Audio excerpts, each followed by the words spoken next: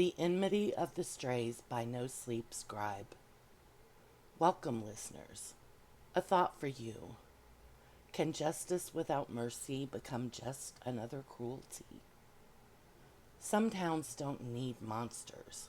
Cruelty lives there already, hidden behind smiles, prayers, and polite conversation. Trace Garrett didn't hate people.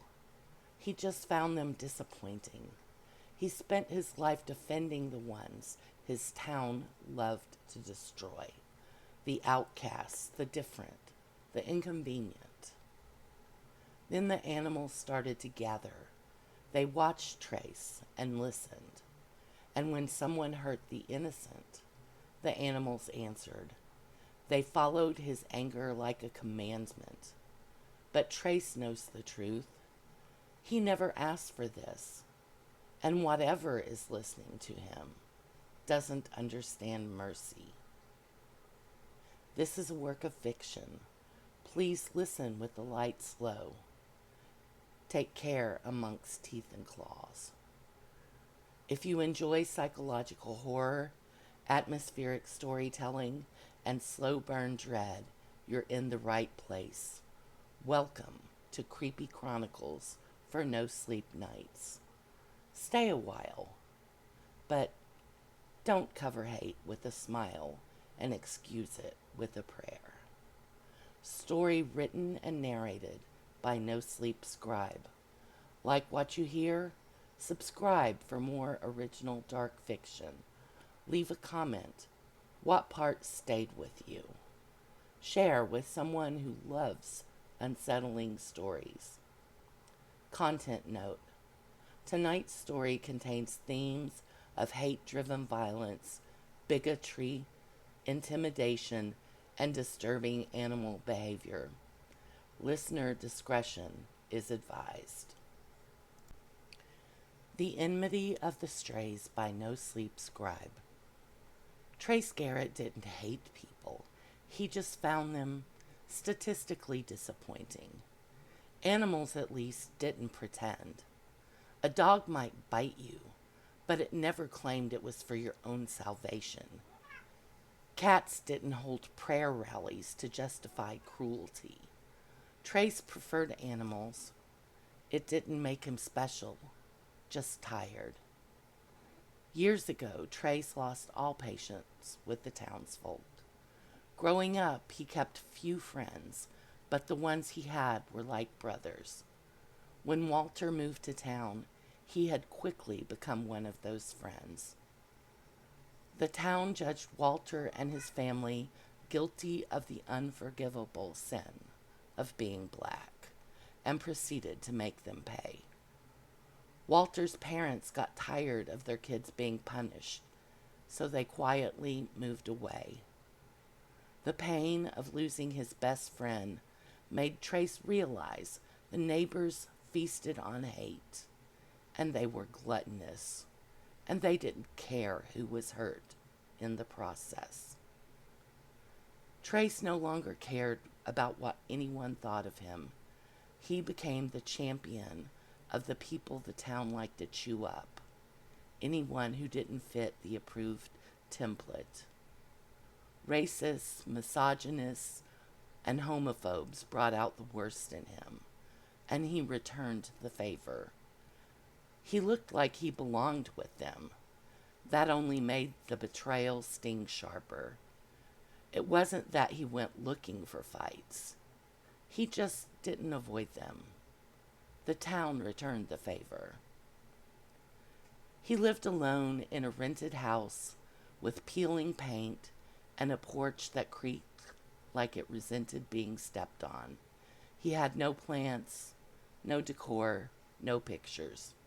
Just a couch, some secondhand furniture, and a fridge full of necessities. The first night it started, he was sitting on the porch, drinking lukewarm beer and listening to the cicadas, which sounded like the world's worst white noise machine. A stray dog appeared at the edge of the yard, escorted by a gentle breeze, smelling of damp earth. It was half hidden by weeds, one ear folded wrong, ribs showing. It didn't bark, didn't move. "Evening," Trace said, tipping the bottle like a half-hearted toast. It blinked. "Long as you're not here to sell me religion, we're good." The dog tilted its head. Trace smirked and took another sip. When he looked back toward the yard, the dog was gone. "Good talk," he muttered. He didn't think much about it. But the dog kept returning, always accompanied by a gust of wind scented by the earth and more animals. The next day there was a skinny gray cat, tail flicking lazily. Then they were joined by a hawk, roosting on the telephone pole near his driveway. Then a small herd of feral eyes at dusk, all keeping their distance, watching. "Well," he'd say to no one, "looks like I've been voted mayor of Straysville. Is it because I provide food for your hungry? Leave blankets in my shed for the unhoused amongst you? Or is it because the others who do similar things are the ones picked on by the town, and I'm the one they come to when they need help?" He shook his head and sighed. "I need to figure this out.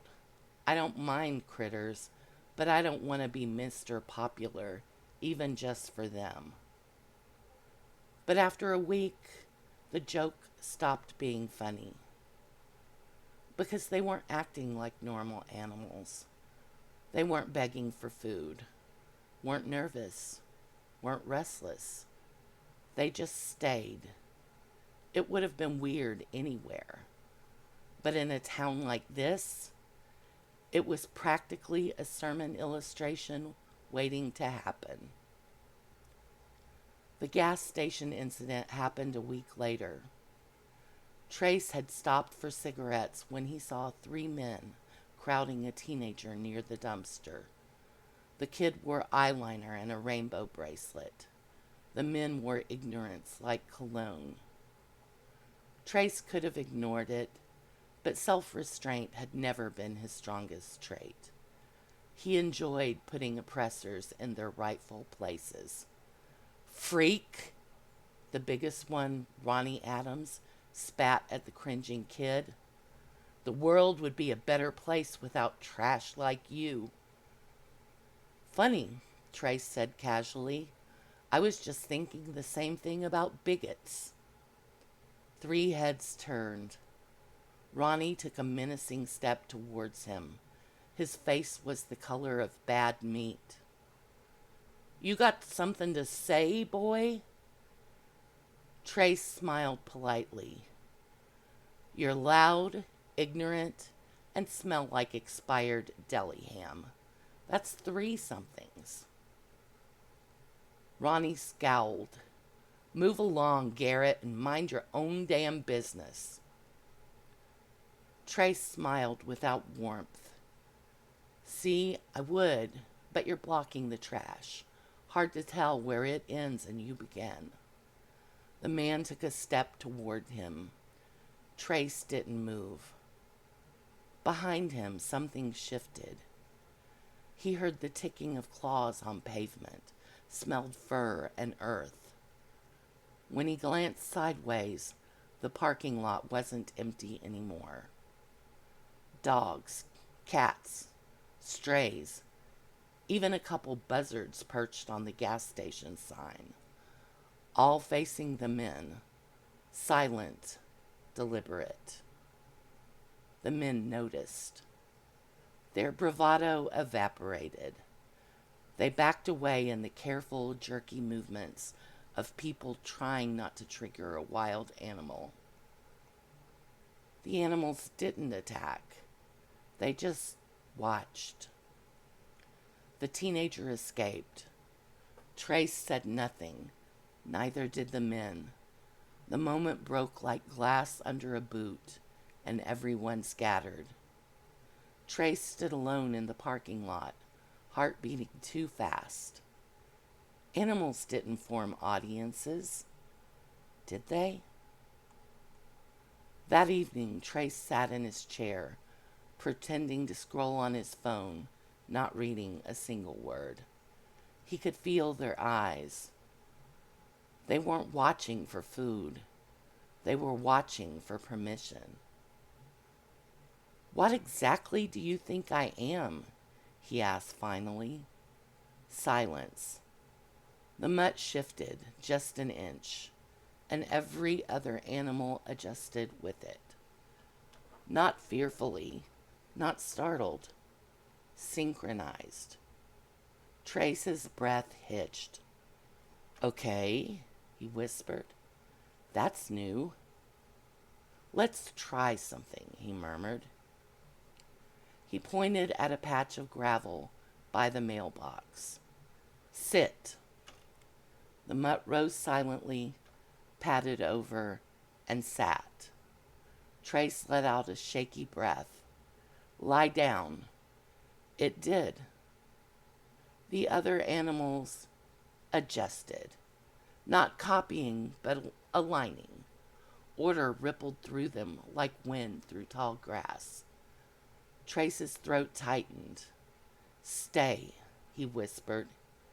He walked down the steps, across the yard, out to the road. His footsteps echoed in the thick night. No one followed. He turned back. Dozens of animals held perfectly still, as if the world had paused at his command. Trace pressed a trembling hand to his chest. "Okay," he whispered. "Okay." He stepped back into the yard. "Come here." They flowed toward him like a tide, not pouncing, not frantic, graceful, controlled, certain. They stopped 2 feet away, forming a perfect circle around him. Trace looked from face to face. Eyes of gold, amber, silver, black. Wild eyes filled with calm purpose. "Do you understand me?" he asked softly. Silence, but a sense, a shift, bloomed in the air. Not a word, not language. They didn't answer him, but he knew. They followed where he led, even when he didn't want to lead them. Coyotes lined up like sentries next to deer. Cats, dogs, birds, rabbits, like different companies in the same army. The night pressed close. Crickets fell quiet. The world held its breath. And Trace realized something that made the hair lift on his arms. Predator and prey were becoming one in service of Trace's worldview. The thought was disconcerting. Rumors started. A man who beat his wife slipped on his porch step and broke his leg in 3 places. A woman loudly preaching about sinners found her chickens gone. Every one. A preacher who'd called a gay teenager a blot upon God's plan woke up to 50 raccoons sitting in his yard like a congregation. No one saw Trace near any of it. They whispered anyway. Trace pretended not to notice. It was harder to ignore when people started leaving crosses, flowers, and even food on his porch, like offerings. A small contingent had taken to smiling at him and calling him Brother Garrett as he passed through town. Trace could think of nothing creepier. He would have preferred it if they threw rocks at him. He still fed the strays. Sandwich crusts, leftover chicken, forgotten scrambled eggs. The animals noticed everything. Sometimes he dreamed of them gathering in fields under a silent moon, faces turned toward him like he was a lighthouse and they were drawn to the beam. He woke sweating. He told himself he was being ridiculous. He finally accepted that something fundamental had altered in his life after an incident in the alley behind the old tire shop. When he confronted some bullies who were intimidating a young couple there, the animals appeared, lining up behind him like a church choir. That moment, Trace felt that something needed to The moment Trace felt that something needed to be done, they began congregating. The men fled, the couple were tearfully thankful, and Trace was left contemplating the fact that the animals weren't protecting the world. They were reacting to him, to what he felt, to what he judged, and they didn't question him. He didn't trust himself that much. The grocery store incident didn't begin with anger. It began with fear. Trace heard raised voices near the checkout. A woman crying, begging. Trace's chest tightened. He moved closer. A heavy-set man had backed her against a rack of candy bars. His voice was low but vicious, the kind that cuts deeper because it never has to shout. Stop dressing like that. You look like a joke. You are an abomination. Trace watched. The woman shrank inward, apologizing for existing. He didn't know if she was queer, trans, or just different, and it didn't matter. The man radiated the same familiar contempt. The lazy hatred born not from belief, but from entitlement. Trace's palms sweated. His mouth went dry. He could feel his heartbeat in his temples. He turned away and counted to 10, and still heard the man hissing insults like venom. Other voices dwindled to a hush, like a congregation right before the prayer. The rattling of shopping carts faded to silence. Just that acid-drenched voice remained, slowed and distorted, spewing vileness and hostility. Do something. The thought wasn't his, or maybe it was. Trace closed his eyes. If I say something, he breathed, the animals will come. And maybe the woman would feel safe. And maybe she deserved safety. And maybe the downtrodden deserved protection. And maybe I deserve someone who listens when I say stop. His head throbbed. He opened his eyes, walked back, stood beside them. Calm voice, neutral tone. Sir, step back. The man turned, already bristling. Mind your business. See, I'd love to, Trace said gently, but you're blocking the candy, and I really need sugar to cope with people like... He stopped. He stopped because the man had gone pale. Not angry, not threatened, frightened. He stared past Trace, out the front windows. Trace turned slowly. Outside, in the parking lot, the animals had gathered. Not just a few, dozens. Dogs sitting in perfect rows, cats on car hoods, birds lining the awning, deer at the edge of the lot, frozen statues, all staring through the glass, at Trace, at the man, at the threat. Time slowed to a suffocating crawl. People gasped, crossed themselves, backed away. The man stumbled, knocking over a display. He stared wildly, then bolted for the back exit like a rabbit who just realized it lived in a foxhole. The animals did not move, not a muscle. Trace's blood went cold. He exhaled shakily and turned to the woman. "You okay?" She nodded through tears. He paid for his groceries with hands that weren't steady.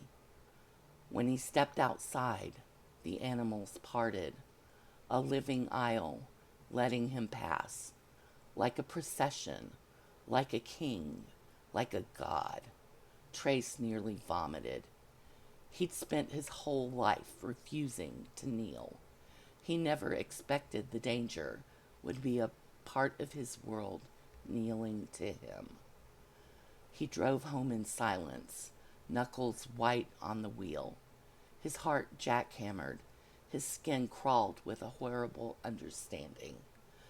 They had gathered like disciples before he ever said a word. That he hadn't directed their attention by speaking, but by feeling. They were absorbing his ethics, only simplified. Trace felt like he was shaping something vast, with hands too small for the job. The town shifted, subtly. The next day, people looked at Trace a second too long, like they were remembering something they didn't want to believe. Bullies stopped being bold when stray dogs stared back. People who'd once spat slurs now measured their words, and some began to whisper that Trace Garrett, godless, sarcastic, unbearably blunt Trace, was something chosen. Trace couldn't imagine anything worse. He had never felt safer, and that terrified him. Because safety bought with fear wasn't safety. It was a cage, and he had no idea whether he'd built it or whether something had built it around him. Ronnie Adams didn't measure his words or actions. Ronnie shoved Virgil Hayes, a young black man, multiple times while yelling racial slurs. He then punched Virgil and spat upon him. Trace pulled in for cigarettes just in time to see the punch. He called the sheriff. A group of animals silently congregated and stood vigil. Sheriff Doug Matthews spoke to all three men. Doug was an aging slab of brisket in uniform. Decent enough when he wasn't quoting scripture, which meant he was decent about 40% of the time. Ronnie claimed that when he came back to his truck after paying for gas, the young man was trying to break into it. He was just protecting his property, as he had every God-given right to do. Virgil said he was filling his car at the opposite pump when Ronnie came out of nowhere and attacked him. He hadn't touched Ronnie's truck. Trace related seeing Ronnie punch Virgil, knocking him to the ground and then spitting on him. Potential witnesses claimed to have seen nothing. The sheriff gave both Ronnie and Virgil a warning and sent everyone on their way. Trace pulled out and headed home, noticing the silent animal chorus fading away as he did so. He hadn't really expected anything more, but rage simmered in his belly without an outlet anyways. The next day, he heard people whispering in the diner about the man found dead in a field. Ronnie Adams. Face mauled, body torn, like an animal attack. Trace didn't move for a few seconds. His breath caught in his throat, and the sour taste of bile filled his mouth. It was a coincidence, right? By noon the next day, the story had mutated. He wasn't found in a field anymore. He was ripped apart by demons, or coyotes, or a bear, or a gang of gays just faking animal attacks. This theory was gaining favor amongst the church women. Trace rolled his eyes so hard he nearly strained something. He was stalking the tiny feed store where he worked, stacking 50-pound bags like a disgruntled forklift, when Sheriff Doug Matthews wandered in. "Morning, Trace." "Sheriff?" Doug scratched his jaw. "You had words with Ronnie at the station the other day." "Is that what we're calling it? Words makes it sound civilized." Doug sighed. "You didn't threaten him, did you? I know Ronnie could be an ass. He needed to reflect on the verse, 'Judge not lest ye be judged,' more than most do. But he did have good in him, too." Trace paused, straightened, looked him dead in the eye. "Doug, if I threatened everyone who ignored me, this town would be empty. I'd finally get some peace." Doug gave him a look that meant, "You're not helping." Trace shrugged. "What happened to him?" "We're saying animal attack." Doug shifted his weight. "Hell of a mess. But that ain't the weird part." Trace waited. "His face." Doug hesitated, then lowered his voice. "It was basically just gone. His body was a mess. Bite marks, claw marks, all different shapes and sizes, like he was attacked by a whole zoo. Deep enough to see parts not meant to be seen. But the face," Doug repeated softly, "completely ripped off, like something got angry at it." Trace felt a flash of grim satisfaction. If all you do is spread hate, you should expect it in return. A cold spot opened behind Trace's ribs. The satisfaction faded quickly, replaced by nausea. Approval was a bigger sin than claws. He forced a smirk. Maybe it hated his personality. Doug cracked a half smile. "Some people are bringing up old stories about the widow Clark and all those crows, and wondering, is something like that happening again? Comparing it to the herd of animals that seem to be following you." Trace met Doug's gaze, his face unreadable. "Sheriff, I have no control over the flapping gums of the town gossips or over the strays and wildlife that wander this area. I don't own any herds, and I don't want to. I didn't touch Ronnie Adams, and I wouldn't dirty my hands with him if you paid me. If that's everything, I need to get back to work." That night, Trace sat on the porch and tried to quell the revolt in his belly every time his imagination drifted back to what had been done to Ronnie. His thoughts, his feelings, they could not be the cause of someone's death, not ever again. He spoke into the darkness.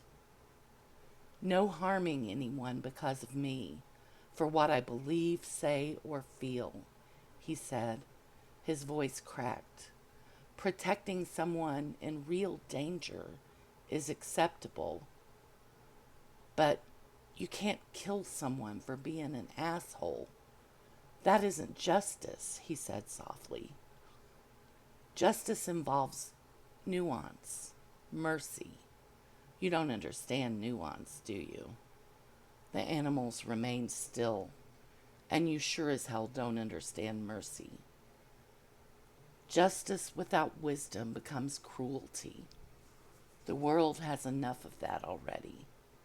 His voice cracked. "You're not my army," he whispered. "Whatever you are, you're not my troops.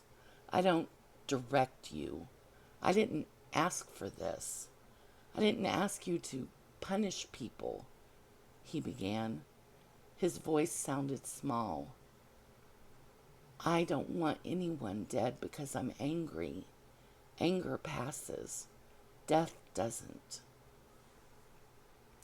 He remembered the time He'd overheard one kid insulting another, saying hateful things about his queerness and his appearance.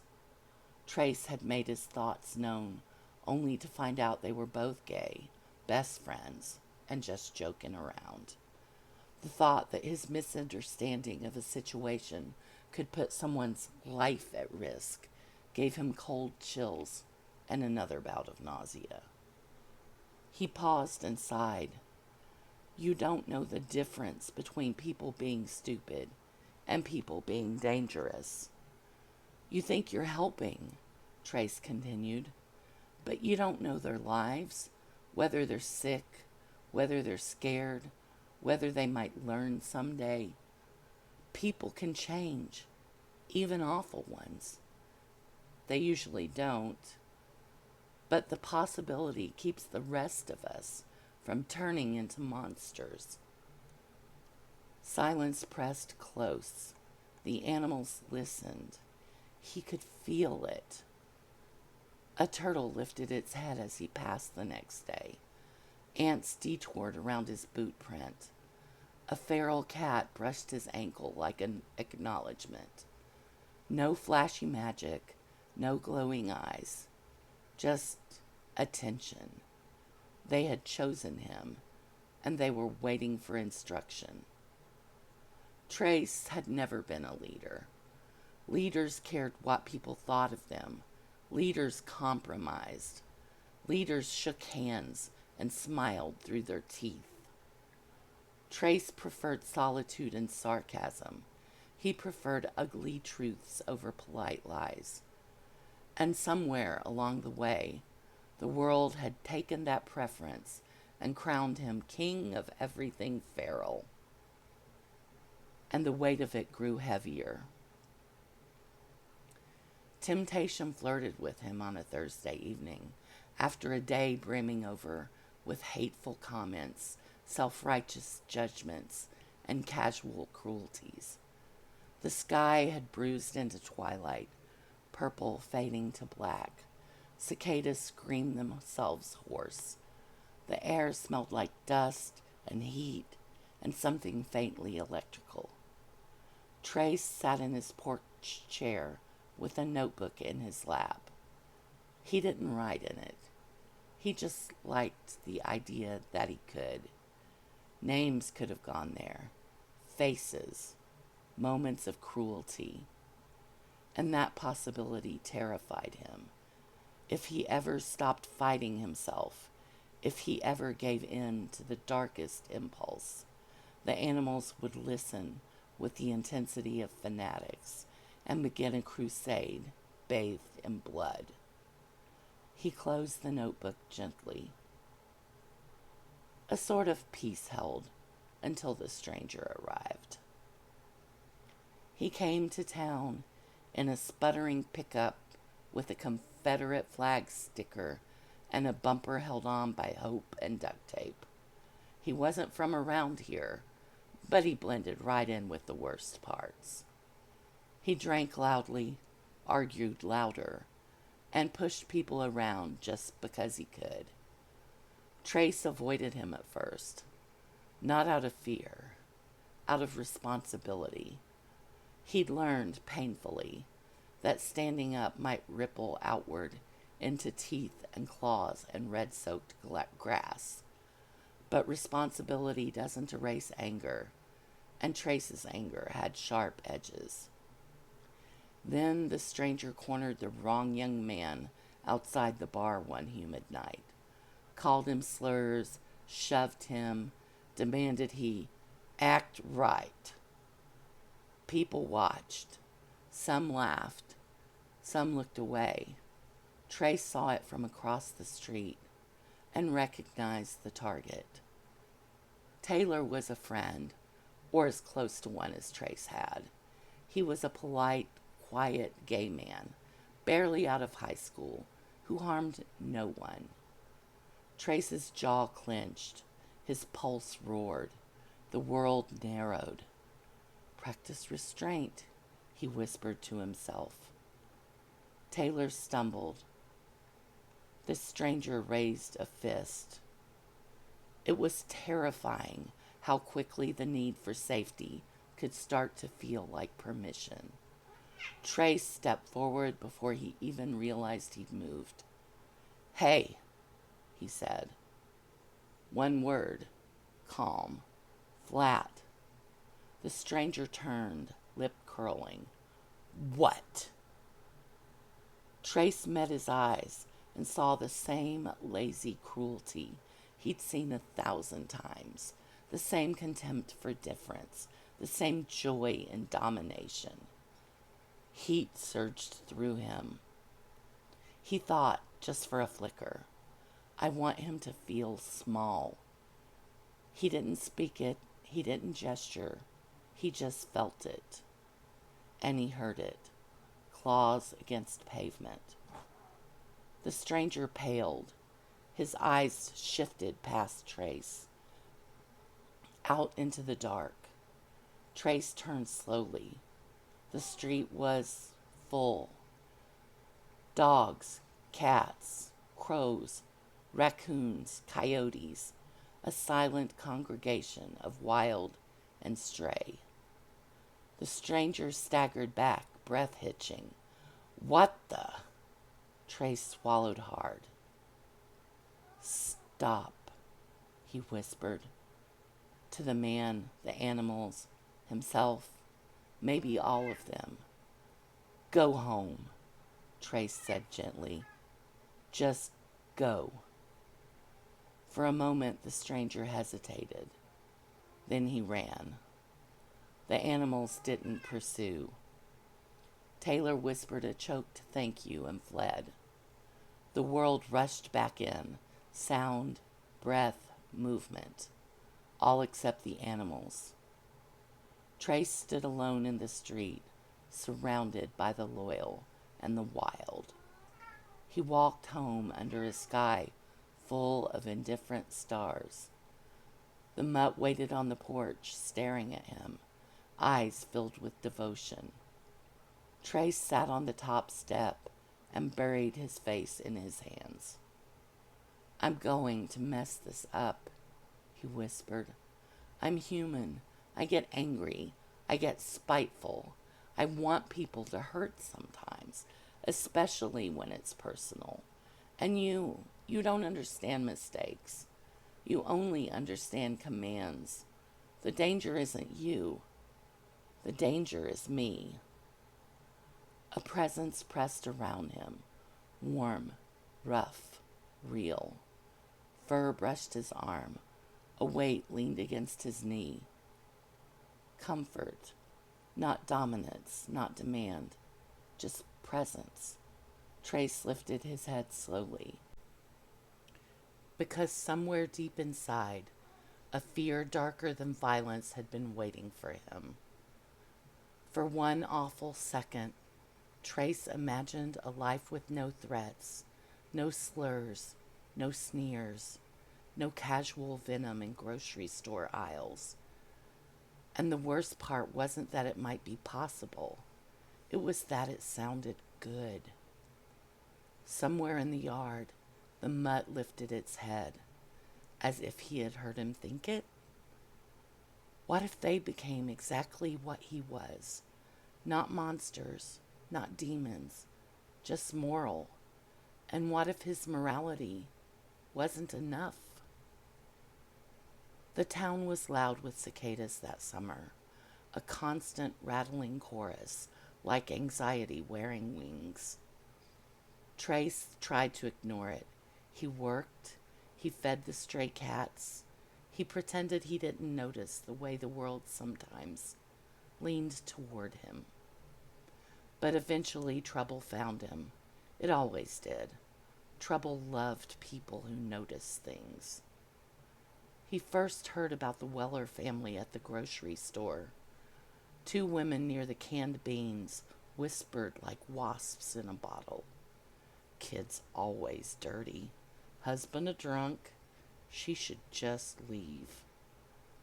Trace could feel the judgment pooling thick as syrup. He said nothing. He bought cheap coffee. He went home. But the name stuck. A few evenings later, as the sky bruised purple, he found Mara Weller sitting alone outside the laundromat. She was small, not fragile, just folded, like life had bent her until she'd learned not to resist. She wasn't crying. She just looked tired in a way that felt permanent. Trace nodded at her, neutral, polite, minimal human interaction, his preferred dosage. She nodded back. Silence swelled between them. Then she said, "Do you ever feel like you're standing on a bridge made of thread?" Trace glanced over. "Can't say I've tried it," he said dryly. She gave a little, almost laugh. "My husband's not a bad man," she said. That sentence always means the opposite. "He yells," she added quickly. "He throws things, never at me, just near me, near the kids." Trace's jaw tightened. "And CPS?" he asked. "They came," she said softly. "They left." Of course they did. She twisted a laundry token between her fingers. "If he goes to jail," she whispered, "we lose the house. We lose everything. The kids go somewhere. Maybe together, maybe not. And I don't have a job because somebody had to be home.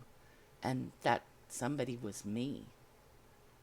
Trace felt the old storm rise, anger and protectiveness braided tight. He imagined the husband, loud, careless, cruel, cracking the air with violence.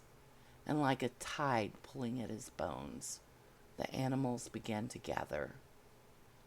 A shadow fluttered onto the roof, a crow glossy and watchful. A stray tabby slipped from beneath a car.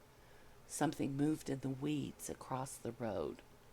Mara didn't notice. Trace did. This is what anger does now, he thought.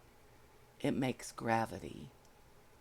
He said carefully, "What do you want to happen?" Her eyes filled, not with tears, but with terror of the wrong wish. "I want my kids safe," she whispered.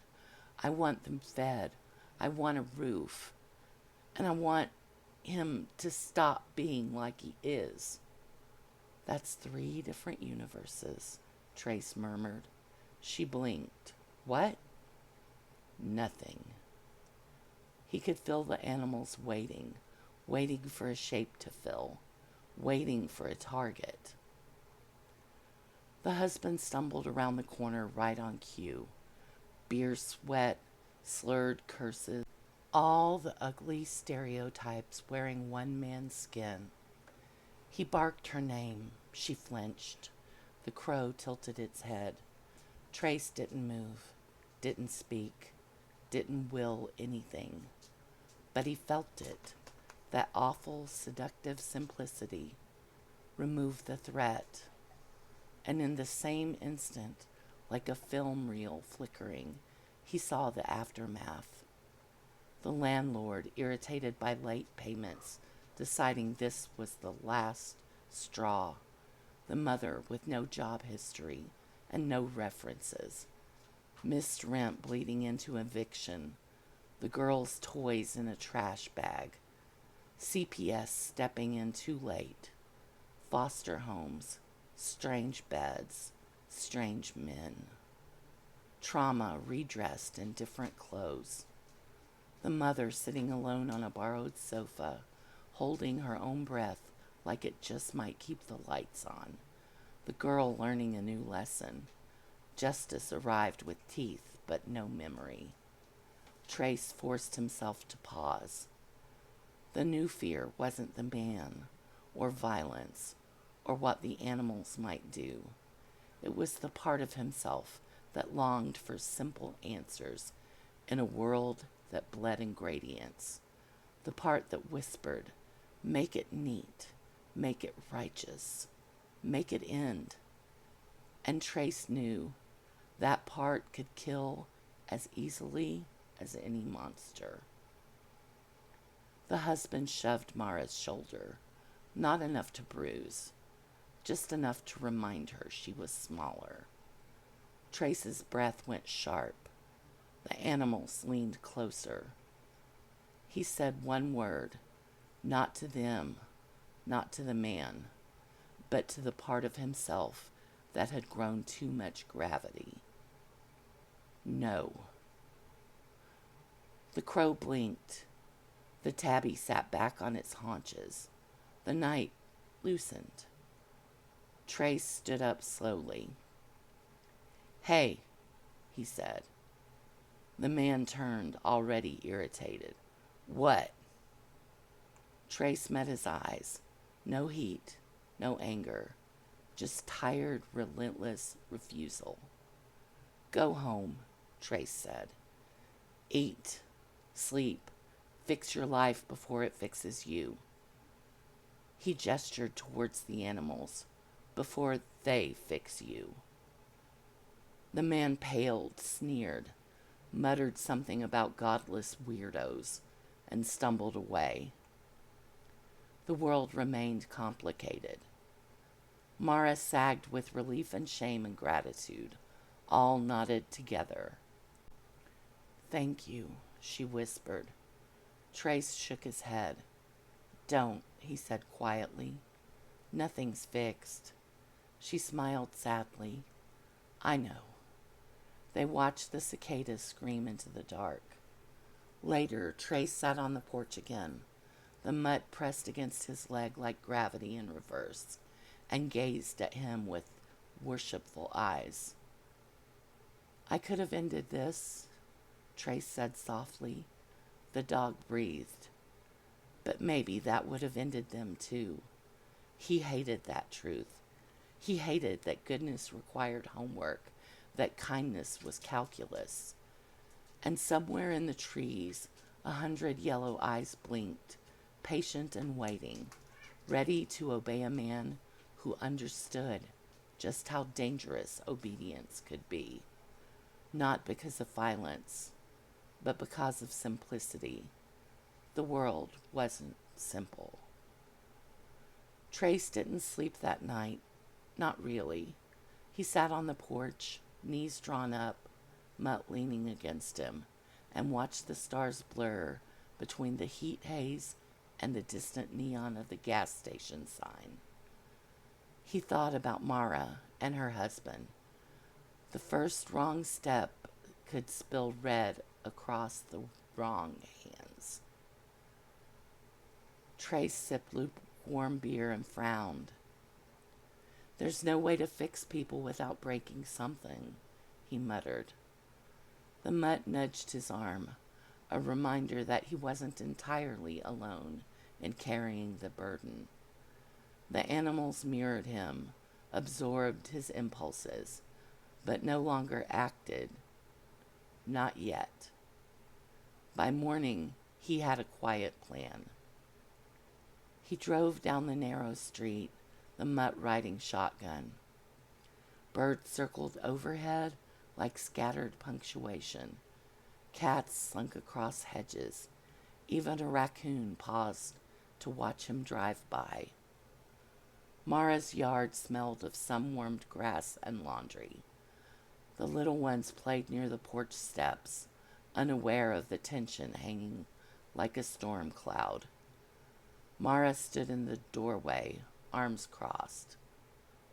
"You came," she said, her voice tight but not accusing. "I didn't come to lecture," Trace said, stepping onto the porch. "I came to listen." Mara hesitated. "Think it'll help?" Trace shrugged. "Yelling, losing it, makes things worse. You've seen it." She confessed. I don't know if he can change." "Neither do I," Trace said honestly. "But we try anyway. Leaving someone to rot isn't the same as giving them a chance to be human." The husband appeared in the doorway behind Mara, rubbing his eyes like he hadn't slept in days. He smelled of stale beer and sweat. Trace could see the tremor in his hands, the slow, unsteady breathing. The animals snapped to attention, like a church congregation when the sermon begins. Trace knew the future was balanced on a tightrope. Would her husband decide to attack, to leave, or to try to become the man his children needed him to be? As the tension escalated, Trace could feel his heartbeat thudding in his temples, his breath rushing in and out of his lungs. Time slowed as the world waited to see what her husband decided. He'd seen the animals, not in action, but the weight of their attention pressed down anyways. The stories around town weren't lies. The gazes of the feral army remained trained on the man, weighing and measuring. They remained eerily silent. The man's face melted into guilt. Fear carried the words for him. Please, don't hurt me. I love them. I do. I know I need to change. I'm going to do my best. I just haven't been able to cope since I served. Trace didn't speak. He didn't need to. Mara broke the silence. You've been watching me, watching us, she said softly, watching him. Trace nodded. I can't fix him for you, but hurting him, making him fear for his life, it won't solve anything. Change happens by choice, not fear. The husband swallowed, and Trace saw the first tiny flicker of something like shame in his eyes. Choice, Trace said slowly. Messy, slow, terrifying, but better than pretending fear is justice. Mara glanced at her husband, then at Trace. Do you think he can do it? Trace exhaled sharply, letting the tension in his shoulders sag. Maybe, I don't know, but he can try. The husband shifted on his feet, glanced at his wife and children, then at Trace. For the first time he looked small, not scared, not angry, just exposed. I'll try, he muttered. His voice was low, cracked, unsure. I don't want to hurt them again. Trace nodded. That's all anyone can ask, but you have to mean it every day. The weeks passed. The husband stumbled, lost his temper once or twice, but each time Mara intervened before things escalated. Slowly, imperfectly, he began to listen. He picked up the kids from school when Mara couldn't. He apologized for careless words and hands. He started a part-time job at the lumber yard. He drank less. The change wasn't heroic. It wasn't neat, but it was real. And the animals, they watched, always, patient, waiting for failures that never really came. One evening, as the sun bled into the horizon, Trace sat on the porch with the mud at his side, watching him like he was the answer to every question. He sipped beer and watched a fox dart through the weeds, a crow hop from the fence to the roof, head tilting as if hearing its name called. The weight had eased, not because the world had changed, not because justice had been served, but because he had resisted the easiest temptation. He exhaled. The mud nudged his arm. Presence, not power, was the hardest thing to wield. Trace smiled, tired.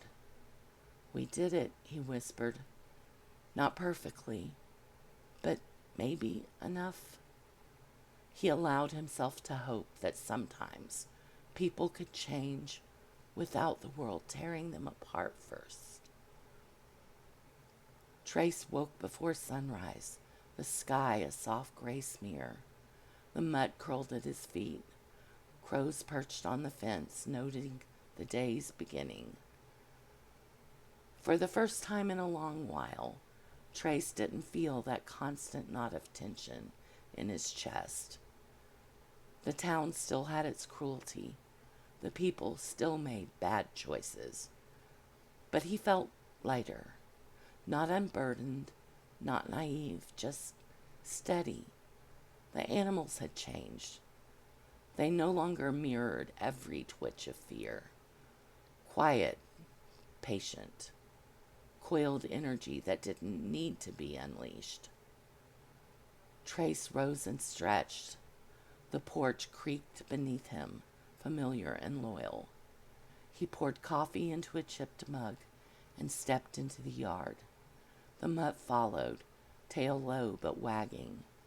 Foxes skirted the perimeter, and a pair of cats crossed the grass with delicate grace. Trace spoke softly, almost to himself. I don't control you, and I don't need to. The animals tilted their head, attentive yet not waiting, not demanding. He smiled faintly. We can just exist together. That's enough. Mara's household had stabilized. The husband still stumbled sometimes, but owned it, apologized, and tried again. The children laughed more. Mara no longer flinched at the sound of a raised voice. One afternoon, Trace passed by. The husband was kneeling in the yard, planting marigolds with the kids. Mara smiled quietly from the porch. Trace didn't intervene, just noticed. The animals lingered, eyes glittering like judgment. One misstep could undo months of fragile process. Patience edged with threat. Trace realized people weren't puzzles. They were living, breathing chaos. All you could do was hold your ground, offer your presence, and trust that the world would bend only so far. Two little girls brushed past him on their way to join Mara's kids. He smiled and tipped his hat. Afternoon, ladies. They giggled and continued on their way. Back on his porch, the wind brushed through the weeds. Hawks circled. Raccoons moved silently along the fence. I've spent my whole life thinking I needed to fix the world, he whispered. But it's a relief to know I don't have to fix it all. The mutt nudged his hand, soft and grounding. Trace let it rest there. Responsibility diffused instead of coiled. The animals mirrored restraint now, instead of anger. The sun rose. Trace sipped coffee. Life, the mutt breathing, birds calling, leaves rustling, felt steady. Not perfect, not heroic, just steady. All right, he whispered. Let's see what today brings. The animals watched calmly. Trace knew he could face it, whatever it was, without fear. He took a deep breath. He knew cruelty would never vanish, but he had learned the hardest truth. Justice without wisdom is cruelty wearing a halo, and he had chosen wisdom. Trace lay on the porch staring at the stars. Animals slept or pretended to, but their attention lingered, coiled like smoke.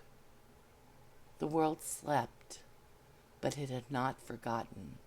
Somewhere injustice stirred. Somewhere a predator or a bully or a liar was unworthy. And somewhere eyes would find them. patient as eternity, waiting to remind Trace and the world that judgment was still coming. Somewhere the first wrong step would be noted, and patience had a limit. Morality had always seemed like a compass, but compasses spin when the magnet is inside your chest. In the darkness, a crow twitched, its eyes glinting in the dark.